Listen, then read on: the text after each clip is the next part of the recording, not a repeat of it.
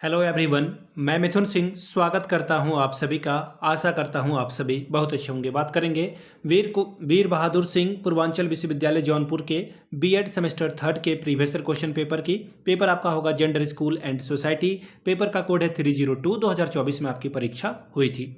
आगे बढ़े उससे पहले मैं आपको बता दूं, पिछले 5 साल के जितने भी प्रीवियस ईयर क्वेश्चन पेपर हैं, सारे क्वेश्चन पेपर की वीडियोस एक ही प्लेलिस्ट में आपको मिल जाएगी। दूसरी बात, अगर आपको इनका पीडीएफ चाहिए तो 49 रुपये में ये सारा पीडीएफ आपको आपके व्हाट्सएप पर भेज दिया जाएगा। और दूसरी बात, 199 रुपये में आपको सजेशन प्रोवाइड कर दिया जाएगा। अब ये सजेशन क्या होता है? सजेशन यानी कि वेरी वेरी इंपॉर्टेंट क्वेश्चन, ऐसे सवाल जो बार बार एग्जामिनेशन में पूछे जाते हैं, आंसर के साथ आपको प्रोवाइड कर दिया जाता है। और सजेशन देखिए तैयार कैसे होता है। सजेशन तैयार होता है पिछले 10 साल के PYQ को स्कैन करते हुए। दूसरी बात, आपका जो लेटेस्ट एग्जाम पैटर्न है उसको फॉलो किया जाता है। तीसरी बात, आपका जो सिलेबस है, सिलेबस में जो टॉपिक हैं जहां से सवाल बनते हैं बार बार, उनको यहां पर अलग कर लिया जाता है। चौथी और आखिरी बात, मेरा खुद का एक्सपीरियंस, मैंने BEd एमएड कर रखा है और पिछले 2-3 सालों से अलग अलग यूनिवर्सिटीज़ में सजेशन देने का मैं काम कर रहा हूँ और काफ़ी अच्छी सफलता मुझे मिली है। अगर आप भी सफलता के भागीदार बनना चाहते हैं तो यहाँ से मेरी ईमेल आईडी देख सकते हैं, yourmithunsingh@gmail.com पे आप मुझे मेल कर लें। इंस्टा पे अगर आप हो, do follow me @imithunsingh।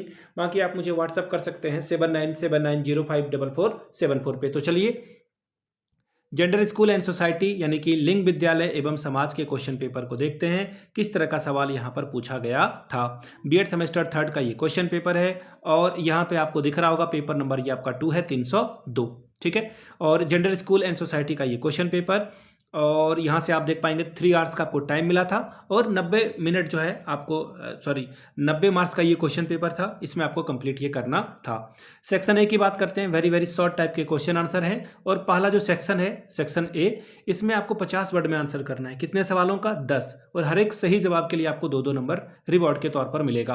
Question number 1, what do you understand by radical feminism? उग्र नारीवाद से आप क्या समझते हैं? दूसरा सवाल, when is women's day celebrated in India and what is its significance? Bharat में महिला दिवस कब मनाया जाता है और इसका क्या महत्व है? अगला सवाल, क्वेश्चन नंबर तीसरा, what do you understand bye nuclear family? Explain it's main characteristics. परमाणु, एक्चुअली न्यूक्लियर को इन्होंने परमाणु लिख दिया है, होगा एकल। एकल परिवार से आप क्या समझते हैं? इसकी प्रमुख विशेषताओं को बताइए। चौथा सवाल, what is the meaning of a domestic violence? When was domestic violence act made for the protection women?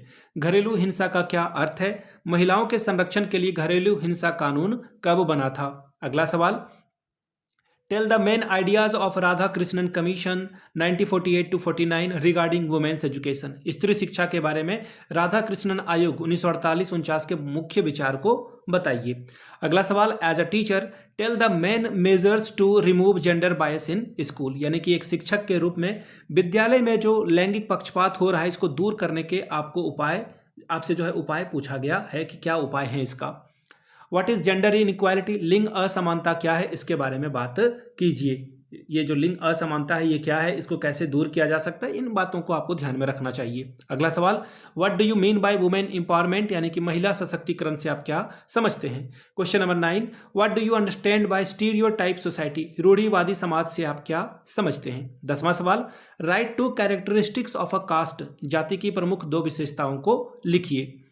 अब बात करेंगे सेक्शन बी की। शॉर्ट टाइप के क्वेश्चन आंसर है, 200 वर्ड में आपको इसका आंसर करना था और हर एक सवाल 8-8 अंक का है, यानी कि 8×5 = 40, 8×5 = 40 स्कोर आप यहां से कर सकते थे। सवाल नंबर दूसरा, how can the family play an effective role in education of gender equality? Give suggestion. लैंगिक समानता की शिक्षा में परिवार किस प्रकार प्रभावी भूमिका निभाता है? सुझाव दें। यानी कि what is the theory of a cultural lag and what is its impact on society? सांस्कृतिक विलंबना का सिद्धांत क्या है? समाज पर इसका क्या प्रभाव पड़ता है? अगला सवाल, क्वेश्चन नंबर तीसरा, Indian society is a patriarchal society, explain this statement with an example.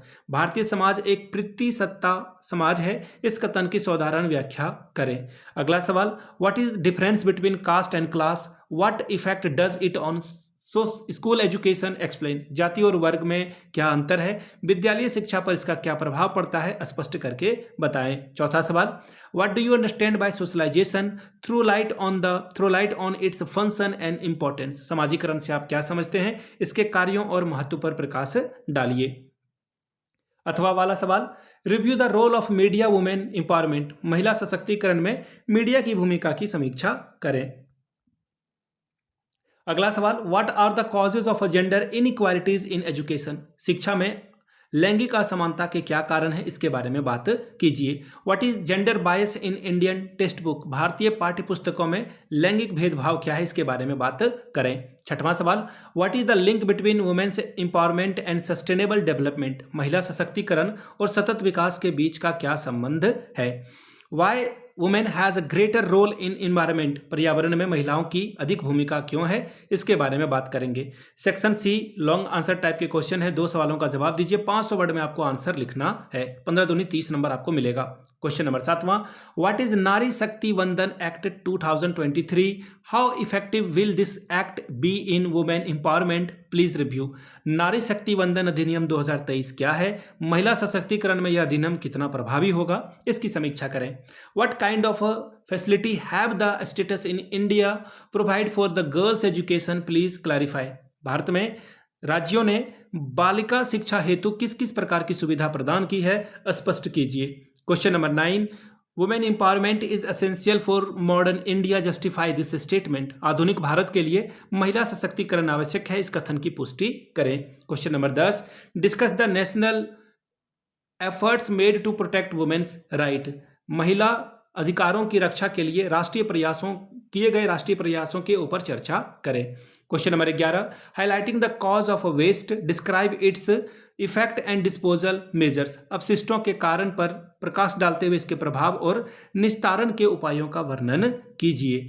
This is the end, ये था आपका पेपर 302, पेपर का कोड है 302, ये है जेंडर स्कूल एंड सोसाइटी। अगर आपको पिछले 5 साल का PYQ चाहिए तो ये आपको 49 में, अगर सजेशन चाहिए तो 199 रुपये में आपको ये प्रोवाइड कर दिया जाएगा। यहाँ से मेरी email ID आप देख लें, yourmithunsingh@gmail.com पे आप मुझे मेल कर सकते हैं। इंस्टा पे अगर आप हो, डू फॉलो मी @imithunsingh, बाकी आप मुझे व्हाट्सअप कर सकते हैं 7979054474 पे।